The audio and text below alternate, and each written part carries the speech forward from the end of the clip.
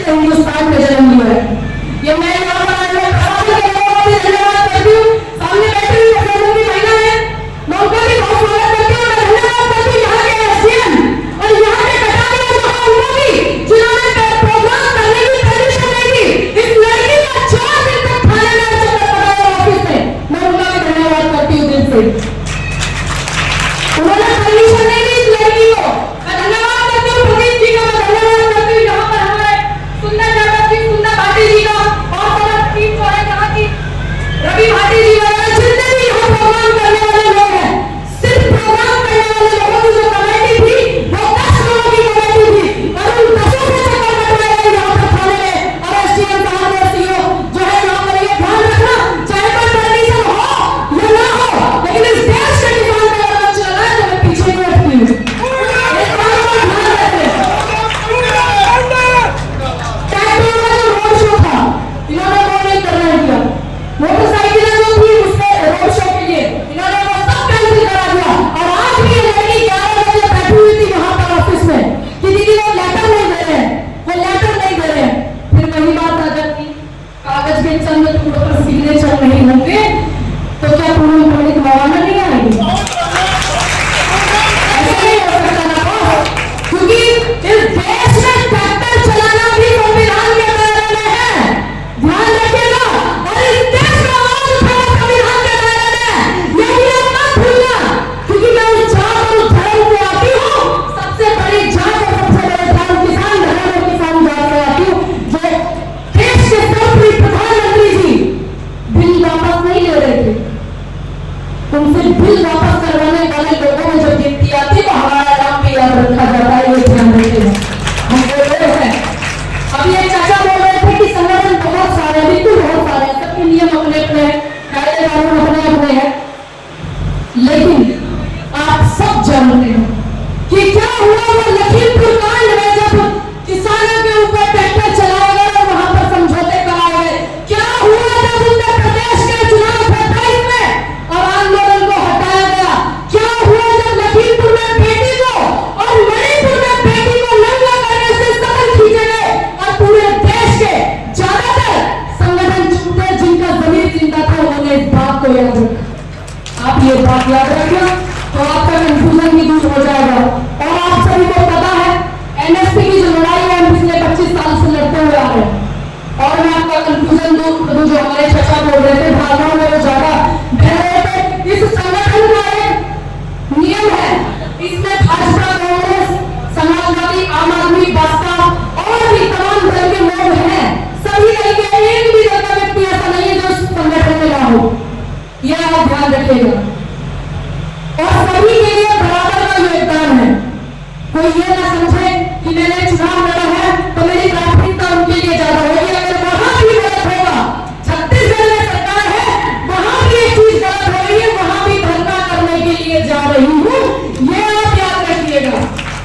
क्योंकि सच बोलने से मुझे कोई नहीं रोक सकता, ना कोई धर्म, ना कोई जात, ना कोई संगठन, ना कोई समाज, क्योंकि यह अधिकार मुझे इस आजाद भारत में और संविधान ने दिया है। 12 साल संविधान लिख करके गए थे, हम जैसी बेटियों को आगे बढ़ाने के लिए लिख करके गए थे। मैं उनका तहे दिल से धन्यवाद करती हूँ तमाम स्वतंत्रता सेनानियों का, जिन्होंने आज ऐसे ऐसे मंच, एक वो भी महिला थी जिन्होंने 50% राजनीति में योगदान महिलाओं को रखने के लिए रखा गया। सबको पता है। तो दादाजी को उम्मीद है कि आपका कंफ्यूजन दूर हो गया होगा कि किसके साथ जाना है, किसके नहीं। एमएसपी की लड़ाई तो हम पिछले काफी समय से लड़ रहे हैं, सभी को पता है। ये माइक भी जिस कंपनी ने बनाया है, ये उसका रेट खुद तय करती है कंपनी। आप लोगों से नहीं पूछती कि आप क्या दोगे, लेकिन एक दुर्भाग्य किसान का कि उसके लिए बड़ी चीजें टफ है, क्योंकि वो अपना एमएसपी ही नहीं ले पाता है, मजबूरियां हो जाती है, सरकार आड़ियां हो जाती है। ऐसा नहीं है कि हमारे लिए उससे डरते नहीं, क्योंकि ये वो किसान है जब एक छोटी नाप है ना, सुबह भोग करके नाप लगा देना, उसको काबू में रखता है। और बहन को भी आपको है कि नहीं, क्योंकि आप सबको काबू में रखना जानते हैं, आप ये ध्यान रखिएगा। तो इस संगठन में 256 संगठन है, जो एमएसपी गारंटी किसान मोर्चा है, उसमें 256 संगठन है, तो उसमें आपका अपना संयुक्त किसान मजदूर संगठन भी है। तो ये मत सोचिएगा कि यहाँ पर भीड़ नहीं होगी, यहाँ पर आंदोलन नहीं होंगे, यहाँ पर जो बाढ़ पीड़ित लोग हैं, यहाँ मुझे भी बताया बड़े भाई हमारे कि यहाँ पे जो बाढ़ है सरदार जी भाई आए हुए हैं, वो आंदोलन में मेरे साथी हैं जो सामने से चल के आ रहे हैं। उन्होंने बताया कि यहाँ पे तकरीबन 40 से 50 गांव ऐसे हैं जो बाढ़ का पानी बढ़ गया है और वहां पर लोग अपने घरों में छतों पर लगा रहे हैं कि पानी चूल्हे घर भर गए। ऐसे ही है क्या? मवाना के लोग आप हैं, ऐसा है ना? तो उसके लिए सरकार ने कुछ नहीं किया। मैं अभी यहाँ से जब जाऊंगी तो एसडीएम साहब से जरूर मिलूंगी। पहले तो पूछूंगी कि क्या इस बच्ची के चेहरे में कमी थी, या इस बच्ची के नाम में कमी है कि पूजा जाता है, या इस बच्ची के काम में कमी है, या इस बच्ची की हिम्मत में कमी है जो आपने इस दुनिया को परमिशन नहीं दी। जो यहाँ से कटारिया है, चौकी का इंचार्ज है, वो कहते हैं कि हमें कागज नहीं मिला, और एसडीएम साहब कहते हैं कागज नहीं मिला, और अगर नहीं बोलते क्या नाम मुझे नहीं पता, कटारिया जी है, वो कहते हैं कि आपके बच्चे कागज नहीं लेकर पिछले 4 दिन से रात 10 बजे की लड़की होकर के थाने में बैठी हुई थी, उस बंदे का वेट कर रही थी 4 बजे से 6 घंटे लड़की थाने में बैठ करके आई। पूछेंगे उनसे हम नहीं जा करके कि भाई ऐसा आप क्यों कर रहे हैं? क्योंकि इस लोकतंत्र में आवाज उठाना उतना ही अधिकार सत्ताधारी लोगों का है जितना हमारा है, उतना ही और उससे ज्यादा है। ये एक व्यक्ति समझ ले कि जनहित में आगे सरकार का छोटा है, चाहे वो राष्ट्रपति ही क्यों ना हो, कोई भी व्यक्ति क्यों ना हो, और इस वोट डालने के अधिकार है। अगर प्रधानमंत्री जी अपनी वोट डालते हैं, मुख्यमंत्री जी अपनी वोट डालते हैं, उनकी भी उतनी वैल्यू है जितनी इस लड़की की वैल्यू, जितनी हमारी वैल्यू है। ये आपको समझना होगा।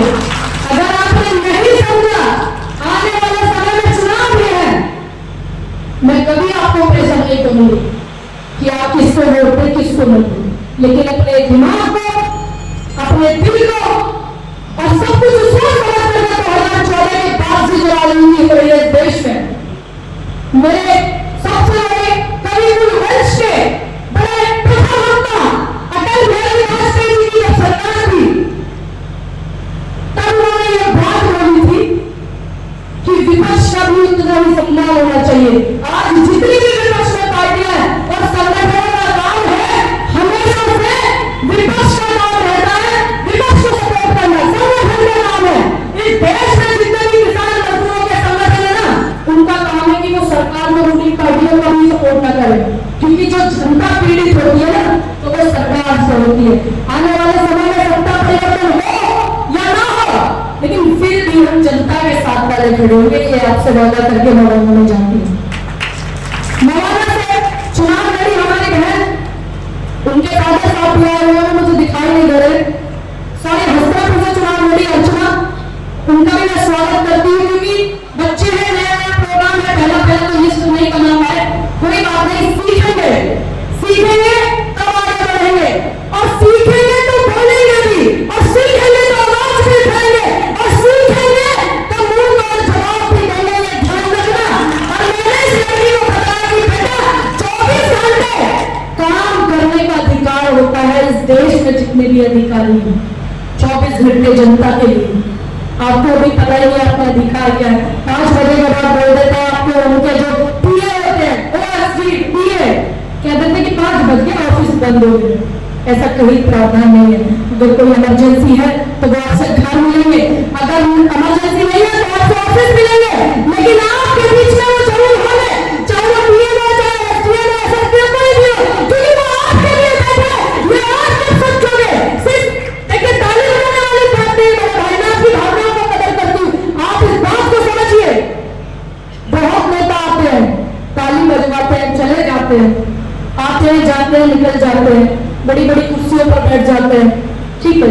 आज भी इस देश में सबको पता है जो जनता है उसके हिस्से में क्या होता है, ताली आती है।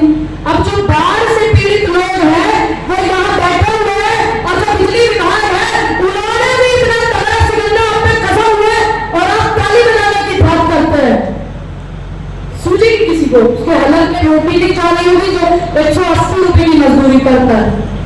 ये मैं बेहतर जानती हूँ, क्योंकि मेरी जो माँ है वो एक महिला मजदूर किसान थी, अब नहीं है, क्योंकि जिसकी बेटी इतनी उम्र की हो जाए उसकी माँ मजदूरी का काम करे तो दुर्भाग्य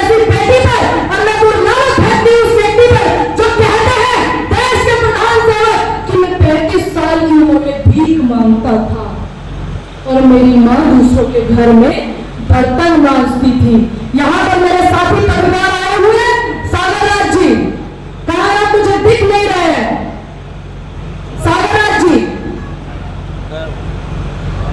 फोन करके बुलाइए।